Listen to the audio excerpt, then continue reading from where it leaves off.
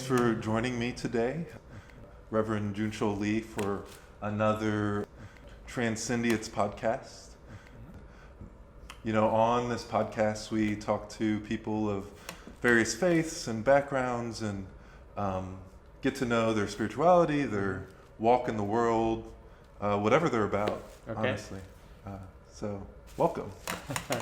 Well, thank you for having me. It's interesting. Yeah. So, so tell me what you want to know about. Well, so I mentioned you're a reverend, but what's your reverend of what? What do you do? What's your spiritual bent and religion? So I'm a Swedenborgian minister, but I'm also Buddhist, Taoist, and Christian. All those things. All those things. Well, that's interesting. Mm-hmm.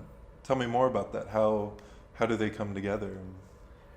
So the journey started long time ago, probably. I grew up in a Presbyterian church in Korea, where I felt Christianity a little dumb and narrow. So I left and became a Buddhist. Oh. Yeah, Buddhism was wonderfully inspiring, taught me meditation and all the wonderful principles, but I have a little problem with that, something called the karma and reincarnation. You had problems with the idea that of karma and reincarnation. So karma, simply putting that there is a system of recording and judging all my actions by we don't know what. Oh, yeah. And by what kind of standard, we don't know what. But there's karma, and good karma and bad karma, and there is a judgment on it. And I was not comfortable with somebody else judging me without giving me clear standard on what it is. And then reincarnation is attached to the karma, saying that based on what I did in the past life, that's what I have in this life. So if you have a very bad life, that's all because you messed up your past life, but of which I have no memory. And that didn't sit well with you? No. And also, I couldn't settle with that, so I moved on and I became a Taoist. So you were in a Christian family, would you say? Yes. And so you left your involvement with the church? Church, most of it. Most of it. Mm-hmm. And you became a Buddhist. Mm-hmm. And you left that around what age? I'm curious. So in my teen life, I was very active in the church. And later teen, I was switching to the Buddhist. So probably very late teen, like 17 to 18, 19, 20, I was probably Buddhist. Maybe we could go up to 20, 21. Then around 21, 22, I became a Taoist. And how did that transition work for you? Taoism is in a way a wonderful thing because you don't have to please anything. You don't have to be bound by the rules and standards that you don't understand. It doesn't even talk about whatever that is beyond your comprehension. So Taoism simply focuses on what is naturally good for you and present with you. So what you have, the way you're born, is good, naturally as it is. For example, if you are born with 9 fingers instead of 10, that's good, because that is natural for you. Yeah. And if you have any type of, whatever your situation is. Right? Exactly. Oh. Yeah, if you are born, happens to be born with only IQ of 85, that's still good. You're not doomed, you're not damned. You still have ways to find to be happy and nurture your life. Now, what about if you're in a situation where you're being hurt? How would a Taoist approach that? Well, those are more or less involved with more than yourself. So when you are in the situation of hurt, usually it involves either family, village, community, society. Oh, yeah. And I wouldn't say it's the fault of the society, but as a family has its own character and personality, society has its own personality, a nation has its own personality. And if you happen to be in one of those, yes, it could be much more challenging. It doesn't mean that you cannot find a way to make the best out of it. So Taoistic life is not about you want to be the most happy or happier than other people. Mm-hmm. You simply want to live the best way you can find in the way you are. That's inspiring. Yes, so it's the comparison is totally unnecessary. It's not about competition No. or So sounds healthy. yes, and there's no God. There's no God in No Taoism. God, no heaven, no hell. Although you still call yourself Taoist, and I believe you believe in God. Yes, so that came after. So the reverend part is I'm a Swedenborgian minister, and that's when and where it was Immanuel Swedenborg that introduced me God, or concept of God I could understand and actually relate. So the 18th century theologian Immanuel Swedenborg, Yes. which actually allows me to kind of segue, and I'll come back to this topic, but we're sponsored by the Swedenborg Foundation, also inspired by Swedenborg's theological scientific writings, and so you ran into them, the writings, or his writings, or Yes, so going back to my life a little bit, after serving Army in Korea, I came to US, and I went to Bernathen, which is actually a town by Swedenborgians, and there is a college. It's established by Swedenborgians. Yes, so I majored actually Swedenborgian religion there. Oh, wow. So I studied every single Swedenborg's book, each book by book. And that's when I found this concept of God, which was kind of reasonable and acceptable. And then followed by my, I'll have to say, mystical experience that confirms that this spirituality is compatible to me or real to me. So your experiences kind of confirmed what you were learning or Yes. reading. Yeah. Both in dreams and actually in real mystical experience. Oh, wow.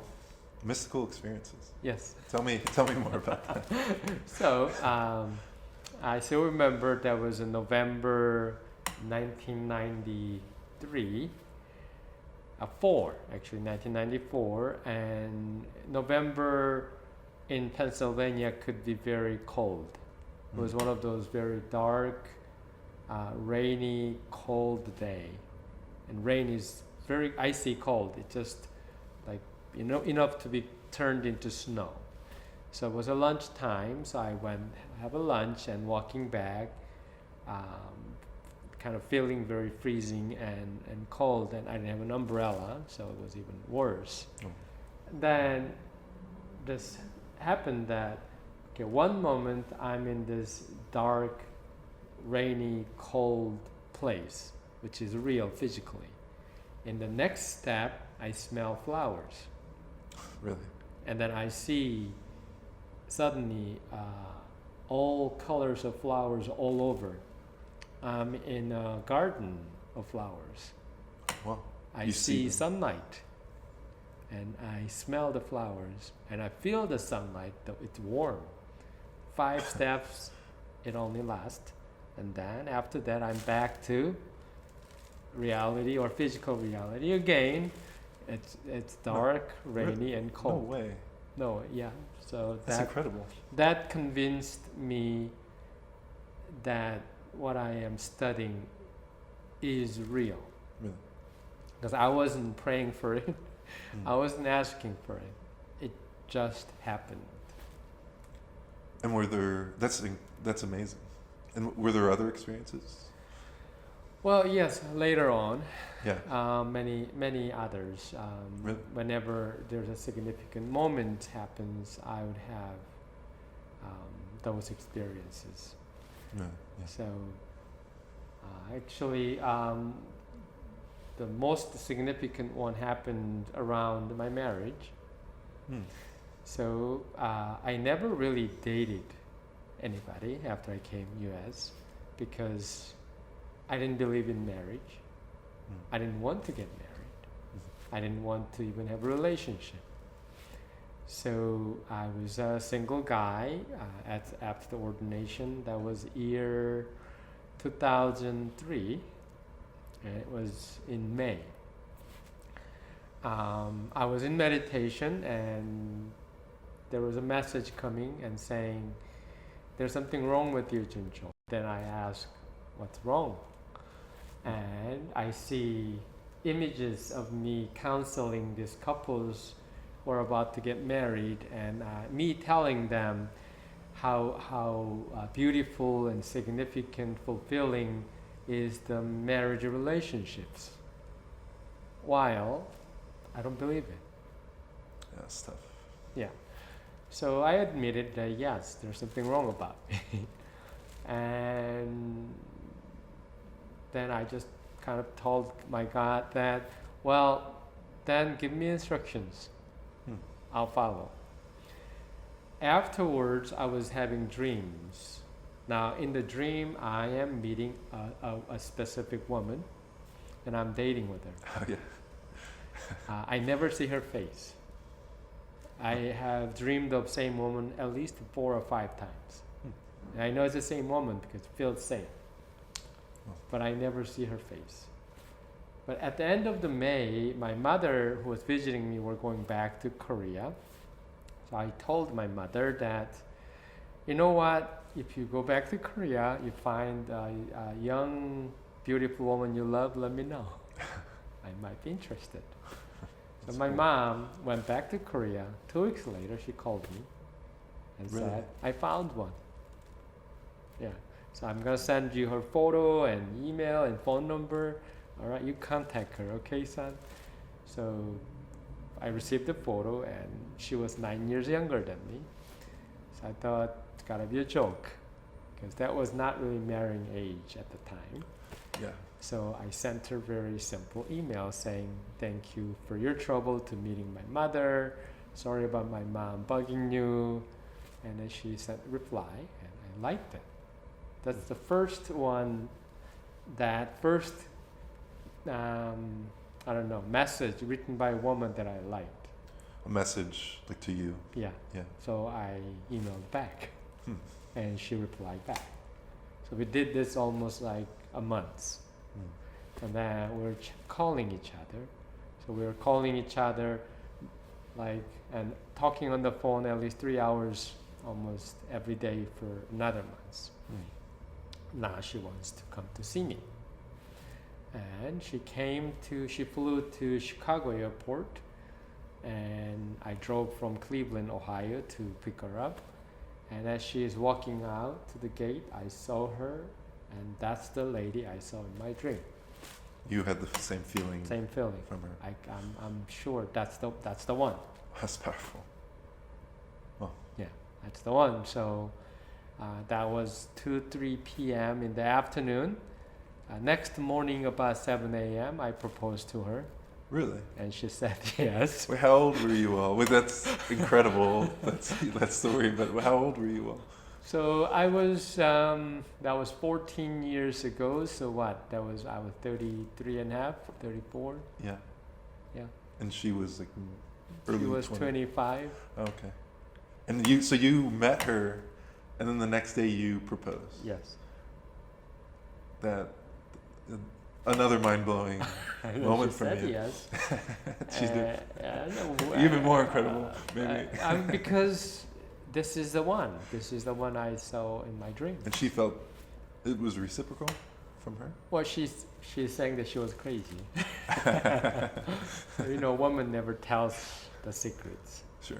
So Well, congrats. thank you. But that was Wow. 14 years and 3 months ago. Mhm.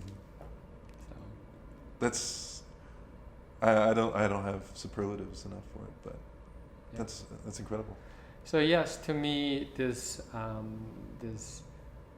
interaction with this God, relationship with this God, and spiritual realities that I get to experience as my mystical experiences confirms what I study and learn from Immanuel Swedenborg.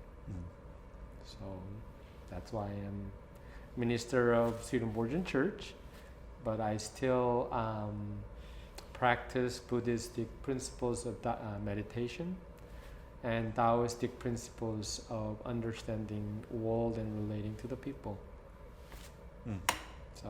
So yeah, you have these different aspects to your spirituality that all inform your living and your work, Yes. your ministry. Yes. Oh, that's inspiring.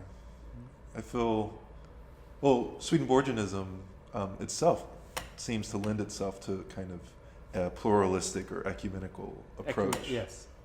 Um, Yes, I mean, Immanuel Swedenborg himself was very hardcore Christian, yes. but With a few different ideas. Yeah, than many. exactly, but in the conceptualizing or sharing his experience of the divine, he kind of gives a room that God could be much bigger than just Christians. He himself is really fixated with Christ and then the Christian body. Yeah, Christ is like the one person of God. Exactly. Like incarnation of Yeah. God. Yeah, explaining this divinity per se, he explains in a way that the creator God is much bigger than every religion, not just on earth, but in the universe. Yeah. So it has to be somehow accessible by all other ways. And also he explains in many times that good God, creator is goodness itself, and all good is from one creator. Therefore, all goodness we cultivate goes back to the same source. Yeah, so goodness itself is God. Exactly. In a It's the sense. presence of God. So The personhood of God. yeah. And so it doesn't, for Swedenborg, it doesn't really matter what you call God, or even if you call yourself religious per se, but that how your heart is connected to divinity and goodness and Yes. wisdom. Again, we have to separate what Swedenborg said literally in the book and what can be applied as Swedenborgianism. They're not identical. Yeah, Swedenborgians don't necessarily believe everything Swedenborg said. Exactly. Yeah. Well, exception of one branch that we have. So what Swedenborg says is pretty, I would even have to say, quite fundamentalistic in a way of believing Christ as incarnation of Creator. And you have to go through that gate. But Swedenborgianism has understanding that is from Swedenborg's explanation and revelation that makes a room for bigger understanding and interpretation. Well, he was very explicit that he saw peoples of all faiths, even aliens, Yes.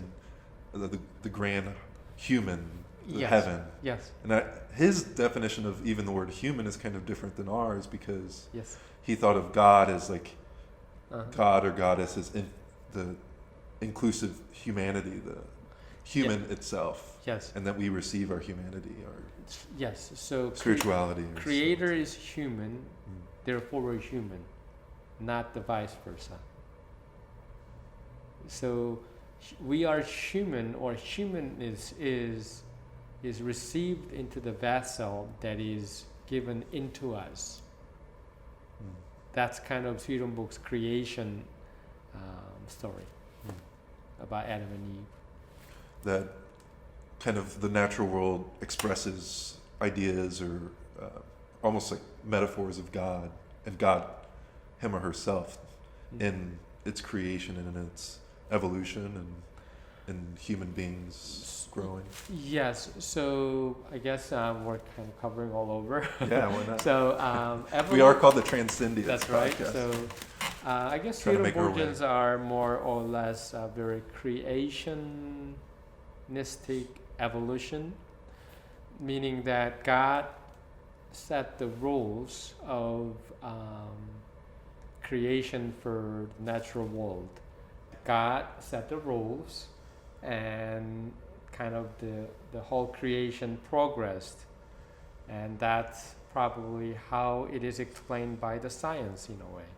So he would agree with most of scientific evolution theories. Mm. And in the progress, it happened that there came the beings who were capable of accepting and receiving the humanness from God. And that's when we came into being. Like human spirituality or Exactly. kind of mindset. Yes. So in a way of saying, that's why in a way of saying the progress of whole natural evolution, according to Swedenborg, is to give birth to humans or humanity. Wow. Because in this natural progression or creation, by having the humans at the end, the kind of the energy that was going out from God is now returning back to God by means of this human agent. Humans could reflect on God and love God back. Exactly. In a way that, maybe Yes, and something else also came. being the link almost between the physical reality and spiritual realm too.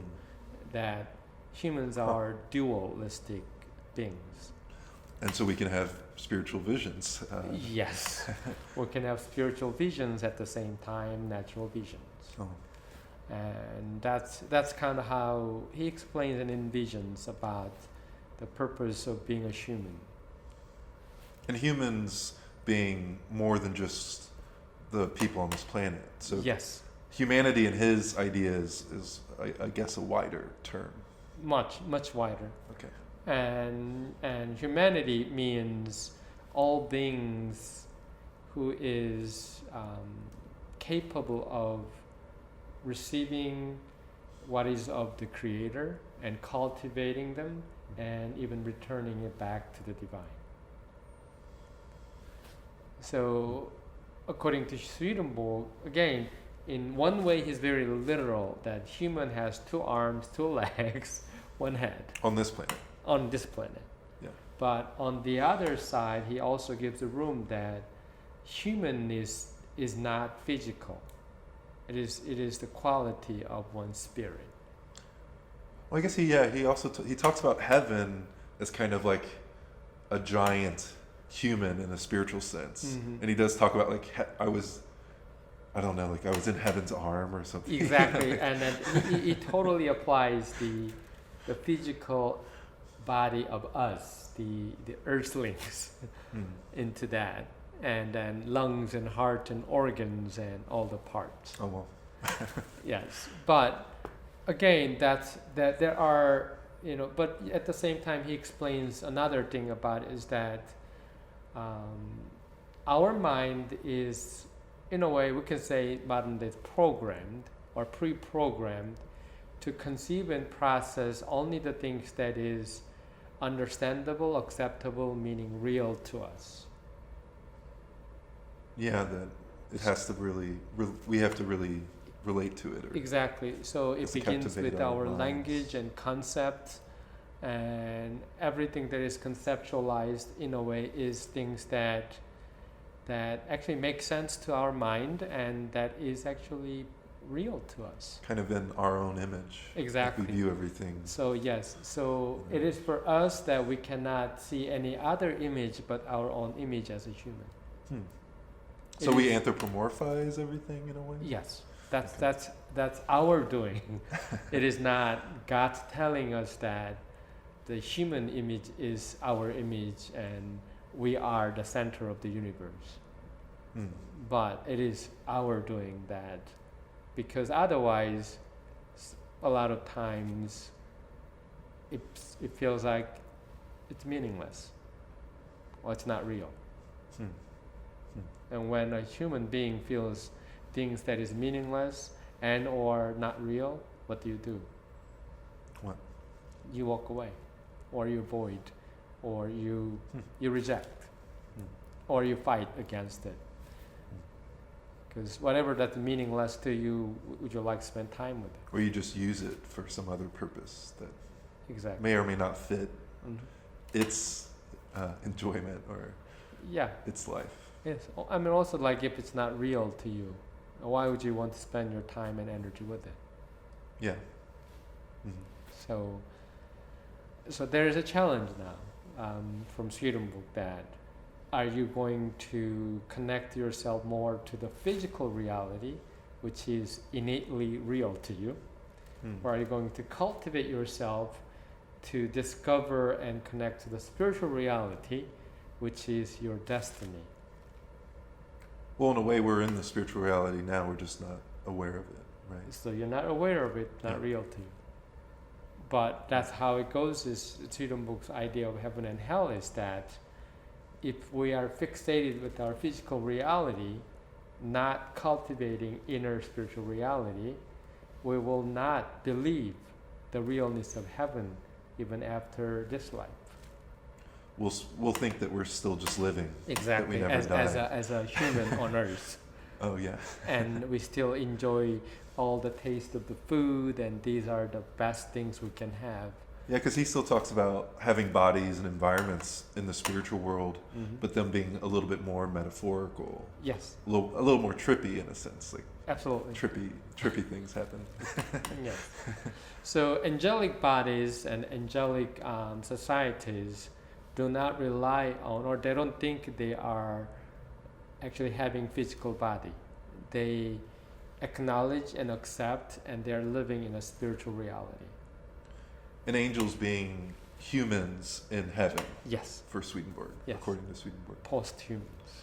Yeah. Yes. Okay. But the spirits in hell are somewhat way still, they are enslaved by their own concept and illusions of being still physically human as with the body.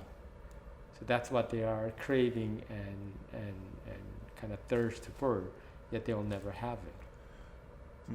In my idea of hell, or from Swedenborg, it's like, it's not that you were in the wrong religion. No? It's that you love your hell, or you love selfishness or domination, right? So much that even in the next life, where you can still learn, you can still grow, you reject everything else. You just want to hurt others or dominate or. Well, that is actually the specific part of actually still believing you are living just like on earth. Well, in that state, you just reject the idea that the spiritual world. Exactly. So rejecting the possibility of being a spirit or spiritual reality fixates human mind to be just perpetually on earth or physical reality, on which the ruling, dominating, hurting, competing against each other is kind of perpetual reality. Yeah. And heaven is opposite, or actually almost absent of all this.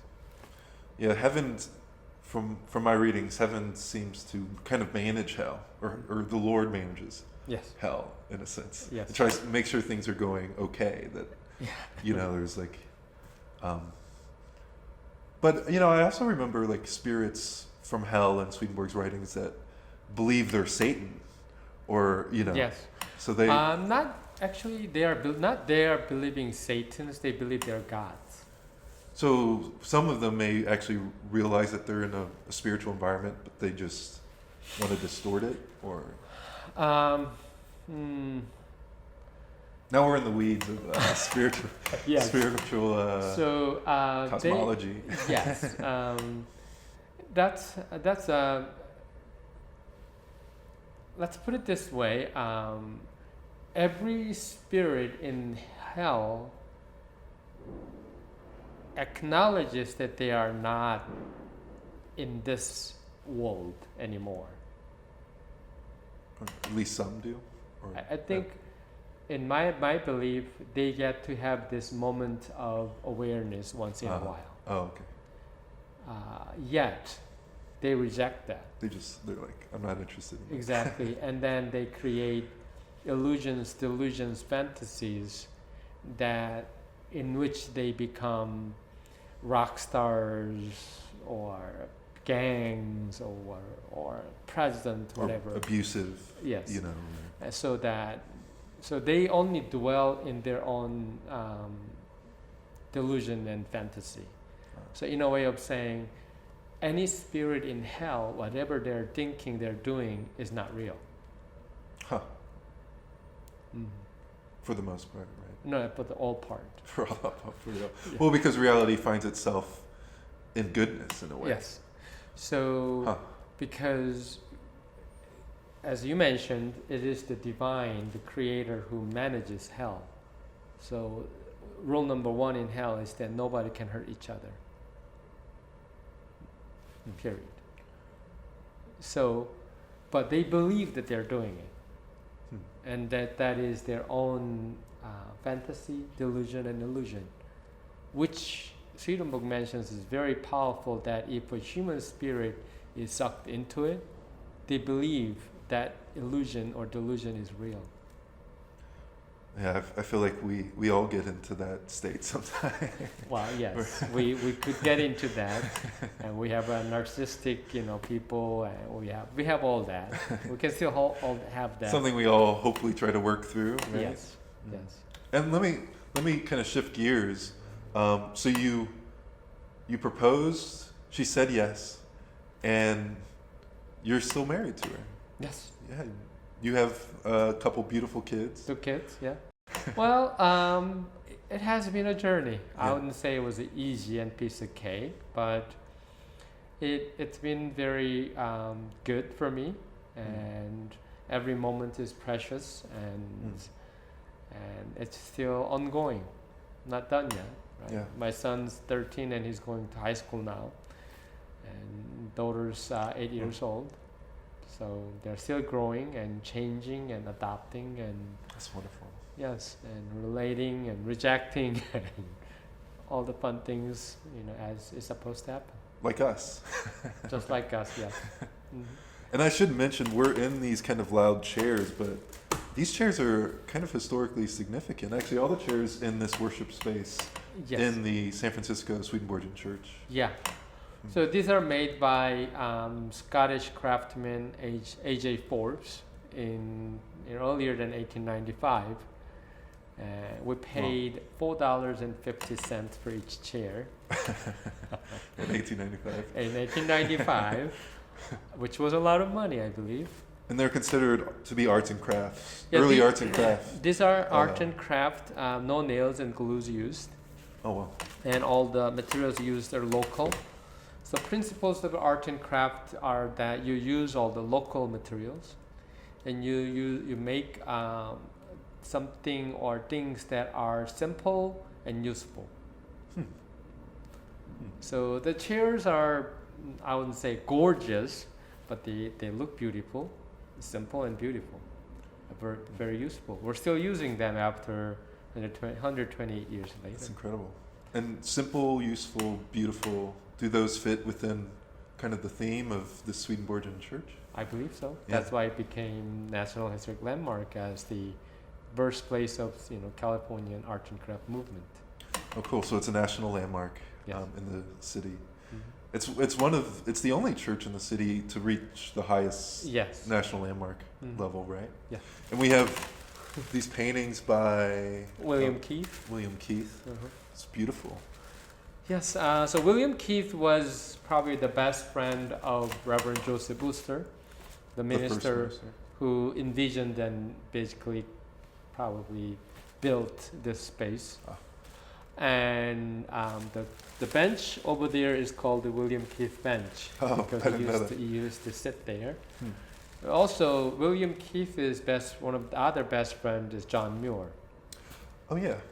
And John Muir usually stayed in Yosemite, and Reverend Joseph Wooster quite often traveled all the way down to the hotel in Yosemite, and he even baptized the children of the gentleman who built the first hotel in there.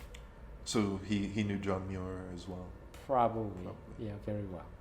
And I'm sure our viewers know this, but John Muir helped establish the Sierra Club and discovered the aspects of Yosemite and Muir Woods and wrote really beautiful treatises on nature and actually helped to establish the national park. Yes. In fact, he asked Keith to do some of the paintings of the parks, and they presented them to Congress as like, we need to make sure this stays like this. Yes. That's cool. So yes, John Muir is very close friends to Keith, and Keith and Wooster are like best buddies. Yeah, I heard they were kind of joined at the hip. Yes. So Muir and Wooster might have met, or they're good friends too. Oh, that's interesting. All right. So this is quite the space, and it is quite the space. Yes. Yeah. Beautiful, very very intimate, and kind of a nice place to sit and meditate. Well, it's nice to have the fire here in the worship room. This is also very unique feature too, actually. You ask people that how many churches do you see in the world that has actually fireplace in the sanctuary? Yeah. I haven't seen anything else yet. No. And so your journey here, tell us about the church, the people and the community. Well, San Francisco Swedenborgian Church has long history, 128 years old. So it has its own characters and its own personality, in a way. It stays from the beginning open, liberal, but also we welcome many spiritual seekers and sojourners. And they often found to be very intellectuals, but also quite independent, strong-minded people. Yeah. And those are the people somehow we attract more. Yeah. And partly the space, partly the city, partly the theology. You, theology. Yeah. Yes. They're big books, Swedenborgs. The big books that Swedenborg wrote, which is not easy to understand. Although I recently saw some first edition Swedenborg books, and they were much thinner, so I don't know what we're doing.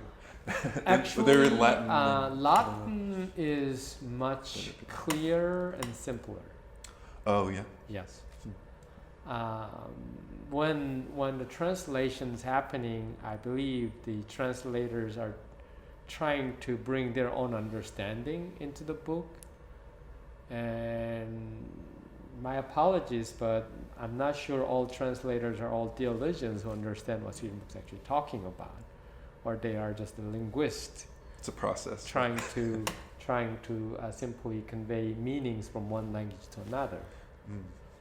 Problem is when you are translating concepts of complex and theology, and yet you don't fully understand the theology, then you have a big limitation on how much or what language and words you can choose.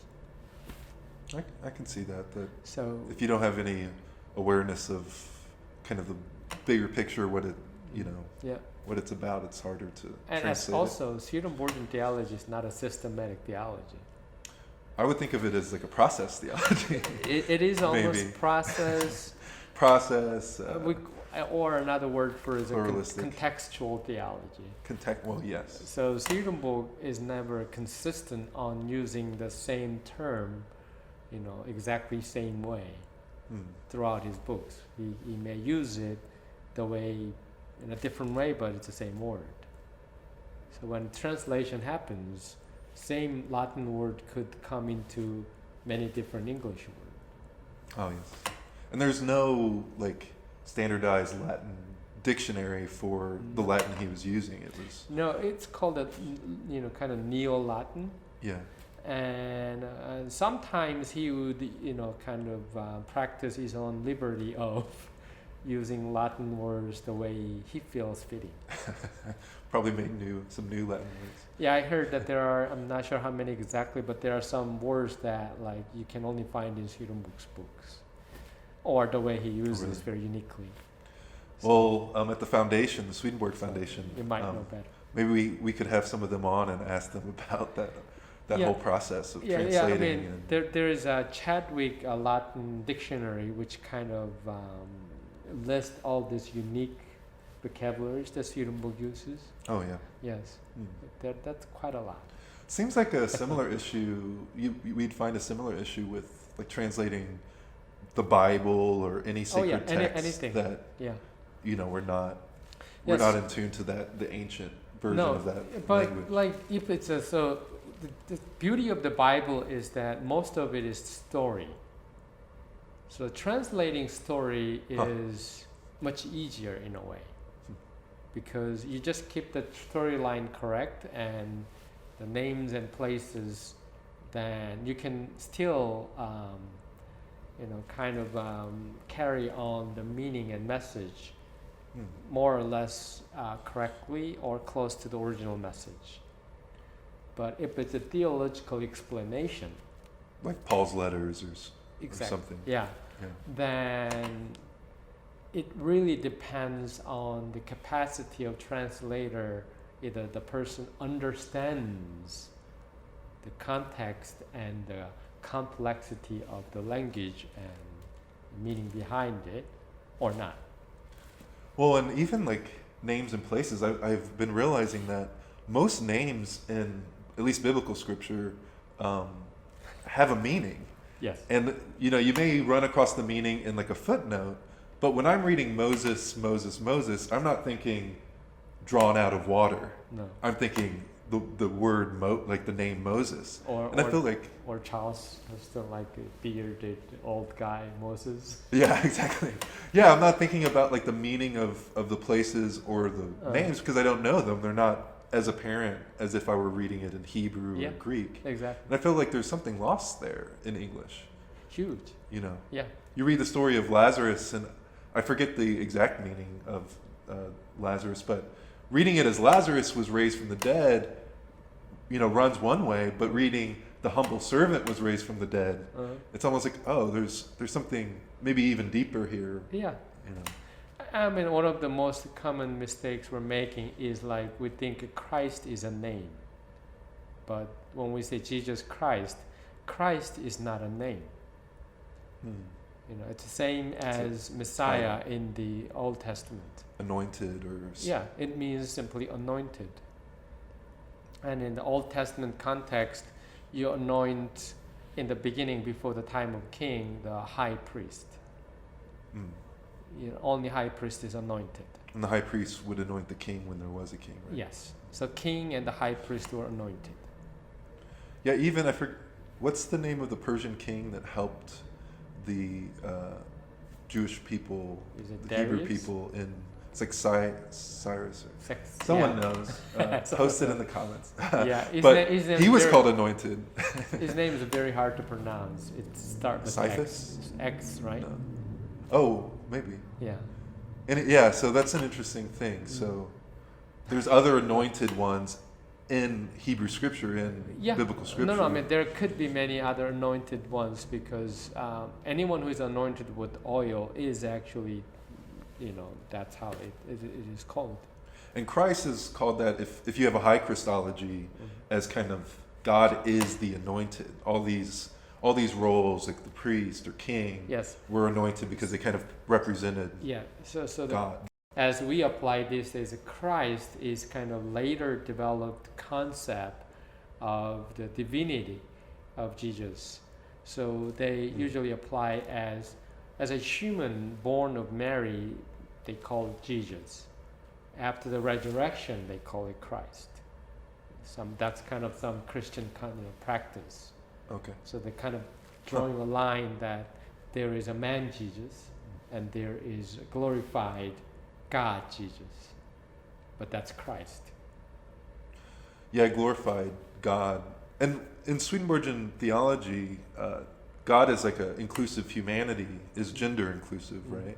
And so the glorified Jesus would also be gender inclusive, because there's no differentiation in Swedenborg's thinking between. Well, yes, and gender thing is kind of odd and interesting thing. I think it could be,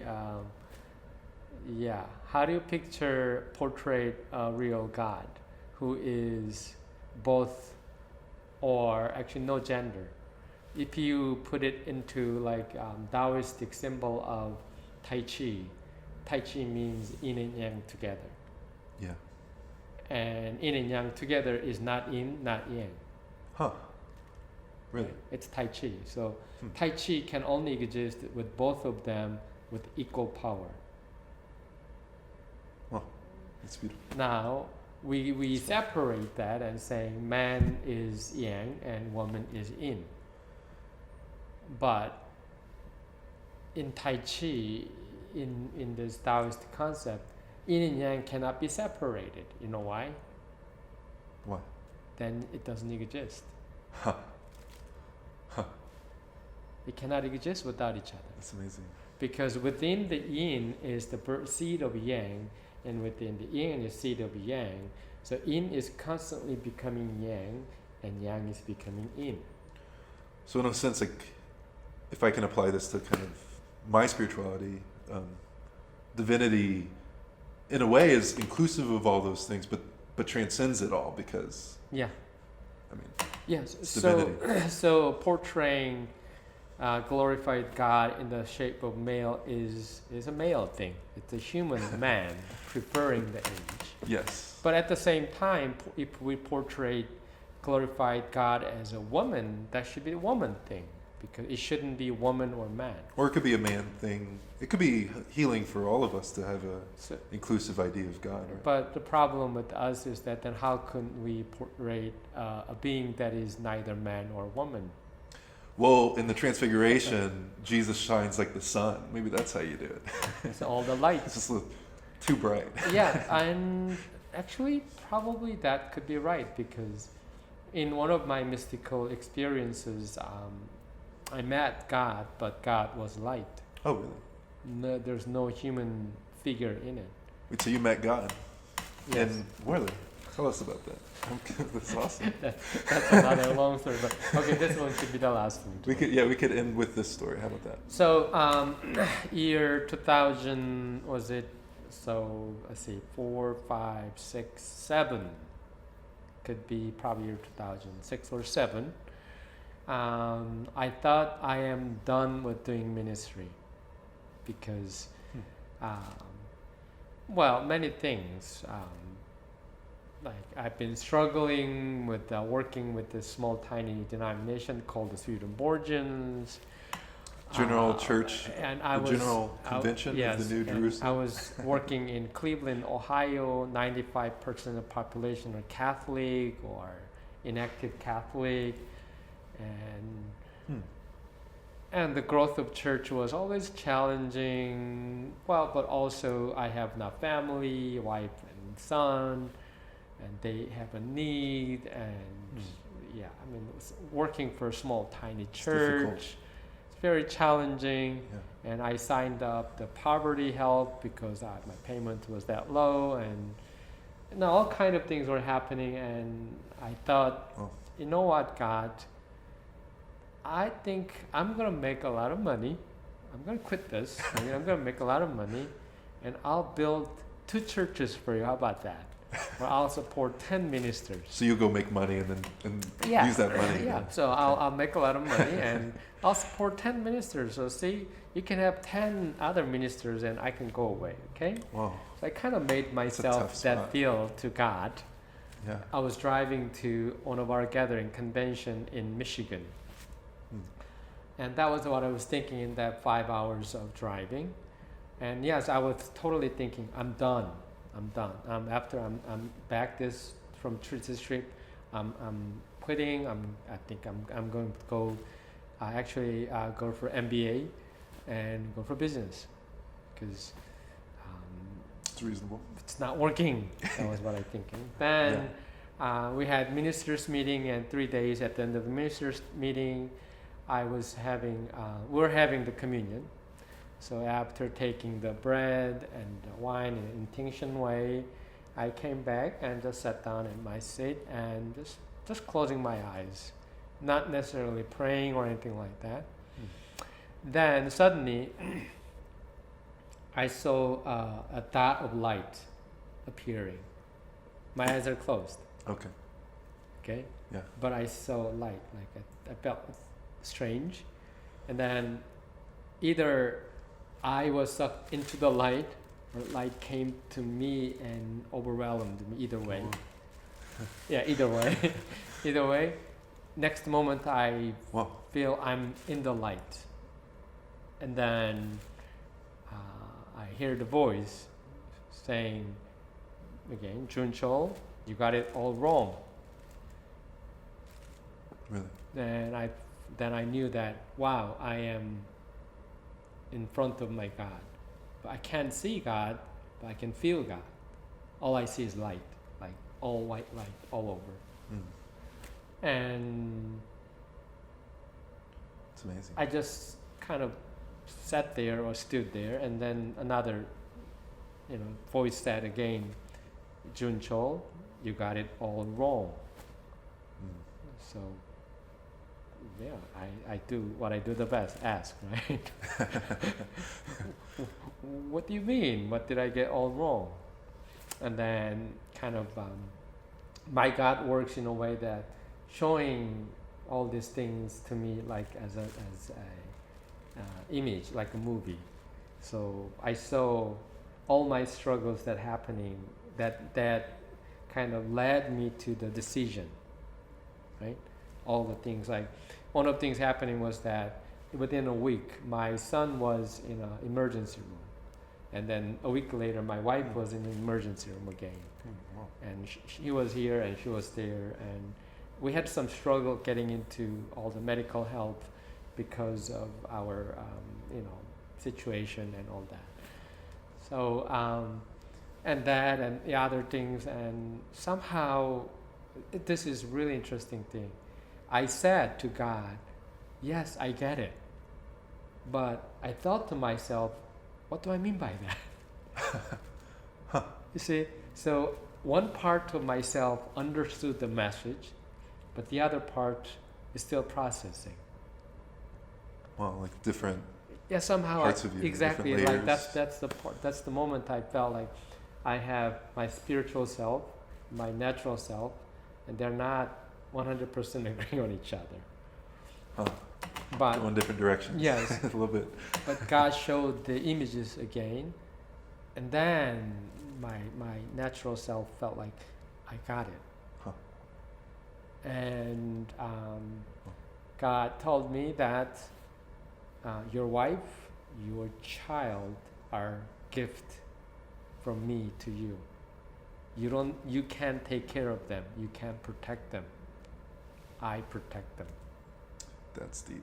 That's deep. And I fully realized that all my excuses and promises to God were all stupid. Oh, yeah. We're called Transcendiots for a reason. It's IOTS at the end. Idiots. Probably.